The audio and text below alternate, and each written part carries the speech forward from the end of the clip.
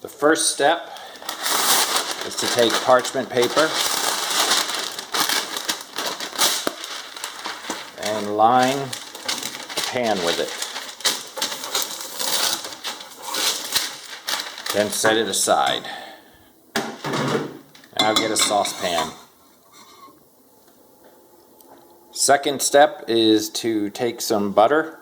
This is Kerrygold, and it's the equivalent of 2 sticks of butter. So if you're using regular sticks, put 2 sticks of butter in the pan and melt it.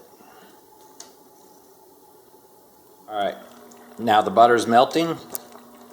In another dish over here, let's set aside 2 cups of sugar, approximately.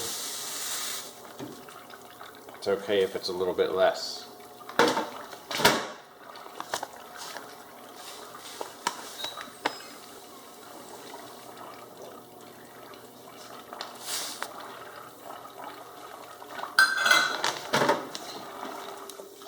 We also want a half a tablespoon of salt.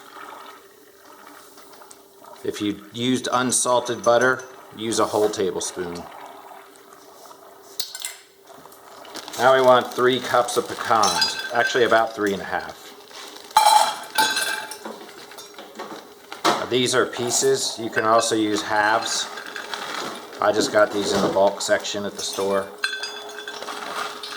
And looks like I exactly got 3.5, so perfect.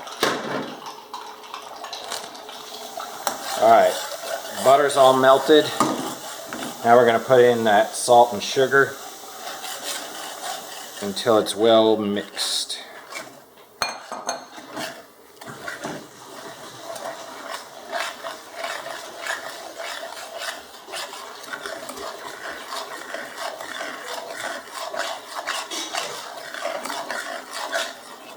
That's looking pretty good. Now let's dump our pecans in. And then you just keep stirring it on low heat for at least 10 minutes or so. I'm going to pause the video here and come back when it starts changing color. Basically, you want to not just caramelize it, but also let it darken. It's been about 5 minutes, and you can see it's not dark brown and it's not very caramelized yet. So this is what I would call like praline consistency, and after that will probably be kind of like a peanut brittle consistency, which is what we're shooting for, but we want it to go beyond that and actually get darker.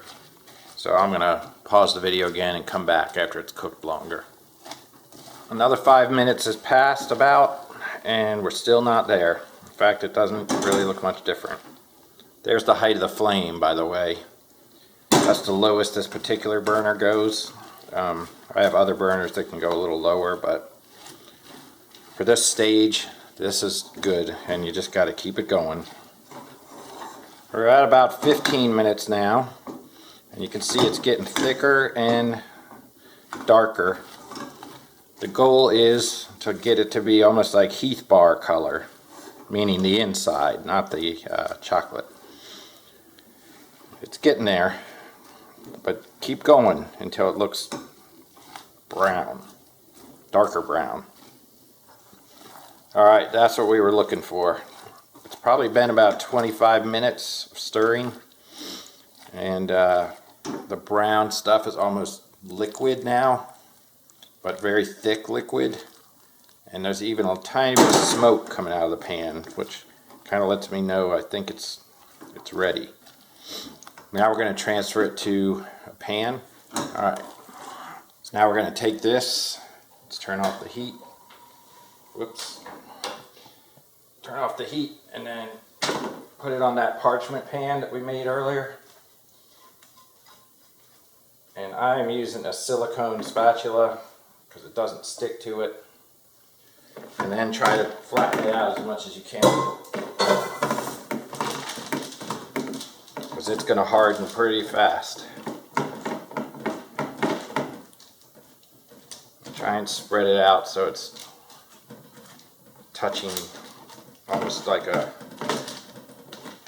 flat sheet, and you want it to be touching itself everywhere, because later when it hardens we're going to break it up into pieces. Okay, that's the best I could do spreading it out before it started getting hard. But what I think I'm going to do is put it in the refrigerator and let it cool down even quicker. And we're going to take this recipe one step further. If you like just plain old butter pecan toffee, eat it this way. If you like it with chocolate on it, keep watching. The next step, now that this has hardened, is to break it up. So just break it up however you want. I'm going to do pieces about this big. And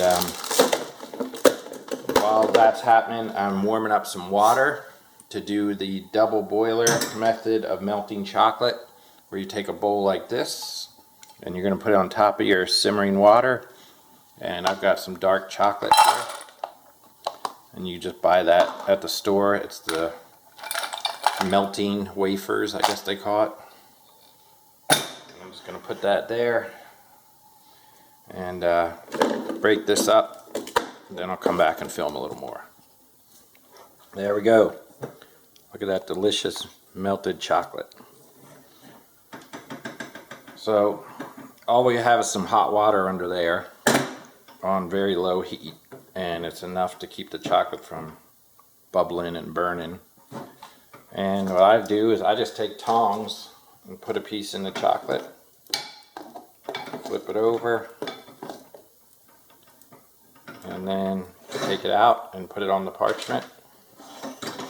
And once you get through all these with your chocolate, then I recommend you put it in the freezer, or possibly just the refrigerator is good enough, but I like the freezer.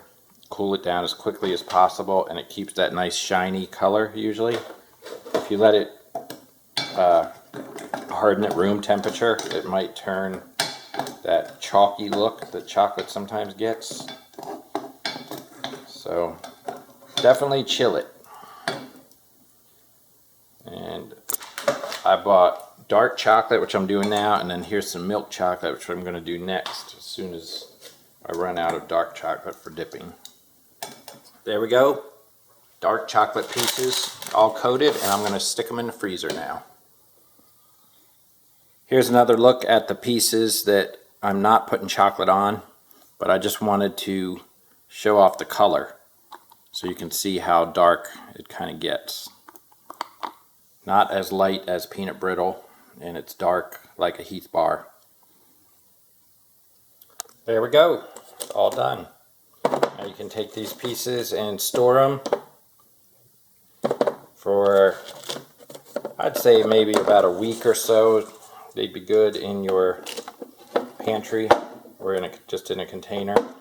But you could also freeze them, and they'll last maybe like 2 months or so even. So there's some unfinished dark chocolate, milk chocolate. Enjoy your toffee.